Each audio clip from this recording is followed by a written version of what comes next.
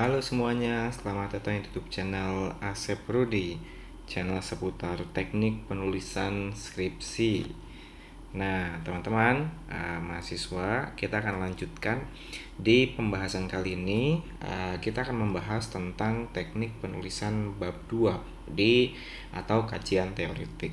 Nah, saya ingin disclaimer dulu bahwa yang akan saya sampaikan di sini adalah bagian dari bab 2 untuk metode penelitian kualitatif gitu ya, karena di sini saya menggunakan istilah kajian teoretik. Nah, mungkin ketika teman-teman untuk berbicara tentang kuantitatif itu akan berbeda isi yang ada pada bab 2-nya itu sendiri gitu. Nah, sekarang di sini saya fokus kepada penulisan kajian teoretik. Nah, apa saja sih yang harus ada pada penulisan bab 2 kajian teoretik ini? Apakah kita harus membahas semua teori? Kemudian apakah kita harus mencantumkan berapa teori? Nah, mari kita coba bahas dalam penulisan bab 2 kajian teoretik ini. Nah, secara umum di sini isi dari bab 2 itu adalah kajian teoretik. Nah, kajian teoretik ini saya menyebutkan sebagai kerangka konsep 1, kerangka konsep yang kedua, kerangka konsep yang ketiga, dan seterusnya, tergantung dari key konsep yang sudah teman-teman persiapkan gitu. Nanti di video selanjutnya di slide berikutnya saya akan coba untuk membahas ya kira-kira key konsep itu apa sih dan apa yang harus teman-teman coba kembangkan di penulisan bab 2 kajian teoretik ini gitu. Nah, selain kerangka konsep, yang berikutnya adalah penelitian yang relevan. Nah, penelitian yang relevan ini biasanya kalau saya nanti dibuat dalam bentuk tabel ya, kemudian isinya adalah jurnal-jurnal atau penelitian atau artikel-artikel penelitian terdahulu yang relevan dengan penelitian yang akan dilakukan saat ini gitu. Fungsinya apa? Fungsinya adalah untuk dapat melihat research gap atau perbedaan gitu ya, membedakan antara penelitian yang akan dilakukan dengan penelitian-penelitian terdahulu gitu. Jangan sampai penelitian-penelitian yang terdahulu itu kita lakukan dan diulang kembali gitu ya. Jadi itu bagian-bagian dari penelitian yang relevan. Nah, setelah bagian penelitian yang relevan, berikutnya adalah ada yang namanya state of the art. Nah, state of the art ini merupakan keterbaruan atau kebaruan dari penelitian yang diteliti gitu. Ini sangat penting sekali karena dengan adanya state of the art di sini itu nanti akan dapat melihat kira-kira yang menjadi membedakan antara penelitian ini dengan penelitian sebelumnya adalah apa. Tentu yang jadi perbandingan adalah penelitian-penelitian yang terdapat pada subbagian penelitian yang relevan gitu. Jadi secara umum terdapat 3 itu ya, ada kerangka konsep, ada penelitian yang relevan, dan juga ada set of the art gitu. Dan itu pun menjadi subbabnya gitu. Nah, silahkan mahasiswa yang sedang menulis bab 2 untuk dapat menyesuaikan. Oh iya, tadi ya saya sudah disclaimer bahwa ini adalah bagian dari penelitian kualitatif gitu ya. Jadi kalau misalnya bab 2-nya dari kuantitatif mungkin itu agak sedikit berbeda gitu. Nah, lalu berikutnya kita akan coba latihan ya untuk melihat bagaimana atau isi dari kajian teoretik. Nah, di video sebelumnya saya sudah membahas tentang bagaimana sih cara kita memfokuskan gitu kan dari topik utama menjadi suatu pertanyaan penelitian. Nah, kita coba akan membuat kembali supaya dari pertanyaan penelitian tersebut nanti kita bisa coba turunkan menjadi beberapa key konsep atau konsep utama yang perlu ditulis di bab 2 kajian teori gitu ya. Nah, misal yang pertama adalah tentang toleransi di Indonesia. Nah, ini kan sangat luas ya ketika membahas tentang toleransi di Indonesia gitu. Bagaimana cara mempersempitnya? Nah, mari kita fokuskan Misalnya pendidikan kewarganegaraan untuk menanamkan nilai toleransi kepada siswa SMP di Jakarta Barat misalnya. Nah, gitu ya. Nah, disclaimer dulu, ini adalah suatu contoh ya, contoh saja yang dapat digunakan untuk penelitian ini. Lalu berikutnya misalnya transformasi nilai toleransi melalui pembelajaran pendidikan kewarganegaraan kepada siswa SMP Negeri 5 Bandung misalnya. Nah, sekali lagi ini adalah suatu contoh gitu kan, teman-teman. Jadi kita fokuskan tentang transformasi gitu kan nilai toleransi kepada siswa SMP. Jadi kan sudah difokuskan ya bahwa nilai-nilainya itu adalah nilai toleransi.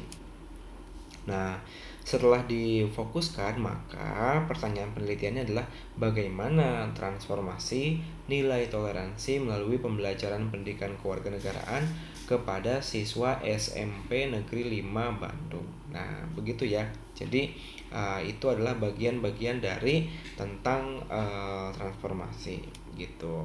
Nah, lalu setelah kita menentukan pertanyaan penelitian ya, bagaimana transformasi nilai toleransi melalui pembelajaran pendidikan kewarganegaraan kepada siswa SMP Negeri 5 Bandung, lalu kita tentukan key concept gitu kan, key concept dalam penelitiannya.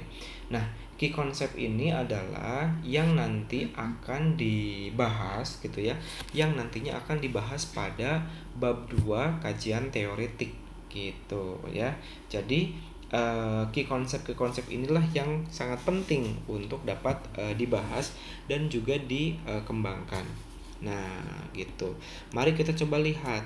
Nah, karena tadi tentang transformasi nilai toleransi melalui pembelajaran pendidikan kewarganegaraan di SMP Negeri 5 Bandung, berarti key konsep utamanya adalah tentang transformasi. Kira-kira apa yang dimaksud dengan transformasi? Dan transformasi ini kan sifatnya cara ya. Jadi kan menjelaskan jenis-jenis atau cara-cara untuk melakukan transformasi itu seperti apa. Nah, itu ya. Jadi itu yang coba perlu untuk dibahas dan dikembangkan. Lalu berikutnya adalah nilai toleransi gitu ya. Nah, berikutnya ada nilai toleransi. Kira-kira nilai-nilai toleransi itu seperti apa? Nah, mungkin akan dikembangkan kembali. Lalu berikutnya pendidikan kewarganegaraan dan juga siswa SMP. Mari kita coba jabarkan misalnya tentang transformasi. Nah, di sini mungkin ini bisa menjadi salah satu inspirasi ya teman-teman ketika menulis bagian kajian teoretik. Misalnya dalam hal transformasi, menurut teori A misalnya apa yang dimaksud dengan toleransi? Ada transformasi maksudnya ya. Ada berapa cara yang dapat dilakukan seseorang untuk dapat melakukan transformasi. Nah, pengertian dan cara transformasi menurut teori A. Lalu berikutnya menurut teori B atau misalnya orang yang kedua gitu ya. Orang yang kedua kira-kira apa yang dimaksud dengan toleransi dan ada berapa cara yang dilakukan seseorang untuk dapat melakukan transformasi. Nah, setidaknya ada 3 teori ya, minimal ada 3 teori. Kenapa? Karena dengan adanya 3 teori tersebut, nanti teman-teman akan mudah ketika membandingkannya gitu. Nah, dari situ tentukanlah kesimpulan yang akan dilakukan dalam penelitian ini. Gitu. Kesimpulannya dalam hal tentang toleransi transformasi ya, kira-kira cara yang mau digunakan itu cara A, cara B, atau cara C gitu. Jadi yang penting ada pembanding atau ada yang cara-cara sebelumnya. Lalu yang kedua adalah cara transformasi nilai toleransi. Nah, misal cara transformasi nilai toleransi itu menurut beberapa teorinya bisa melakukan melalui media sosial misalnya, bisa melalui buku, bisa melalui film, bisa melalui bermain peran atau drama misalnya, bisa mengajak siswa mengunjungi tempat kelompok minoritas misalnya, atau bahkan mengajak siswa berkunjung ke rumah ibadah di setiap agama. Nah, gitu ya. Itu merupakan transformasi nilai toleransi. Lalu berikutnya adalah tentang key konsep nilai toleransi. Nah, key konsep di sini misalnya apa yang dimaksud dengan toleransi menurut para ahli. Nah, karena tadi saya menyebutkan tiga, jadi teman-teman juga perlu untuk dapat mencari tiga ya, setidaknya tiga pendapat yang berbeda tentang apa sih itu toleransi. Nah, yang berikutnya adalah indikator-indikator seseorang yang sudah memiliki nilai toleransi. Nah, jadi kan bisa dilihat ya kira-kira indikatornya itu apa. Nah, dari situ nanti teman-teman coba untuk dapat melakukan observasi terhadap indikator-indikator tersebut gitu. Lalu nilai-nilai toleransi yang diterapkan itu apa saja gitu ya. Nah, oke. Lalu nilai toleransi misalnya memahami dan mengerti perbedaan keyakinan kepada orang lain. Misalnya memahami dan mengerti perbedaan suku dan gaya bicara kepada orang lain. Ini contoh ya. Contoh gitu ya. Kemudian mengakui hak setiap orang, kemudian agree in disagreement, lalu menghormati seseorang yang sedang beribadah sesuai agama dan kepercayaannya.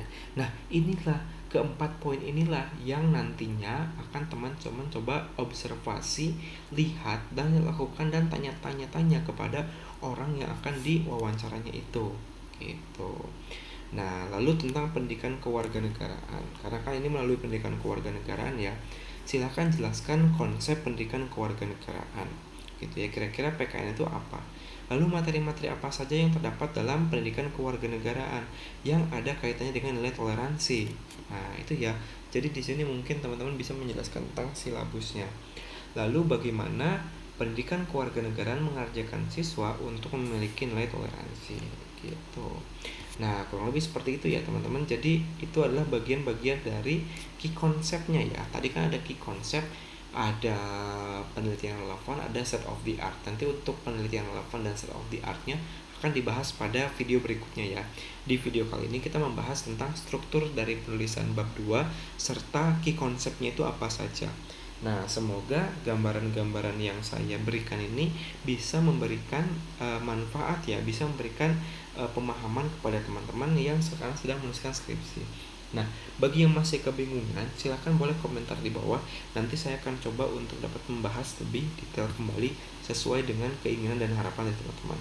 Semoga video ini bisa membantu ya. Terima kasih.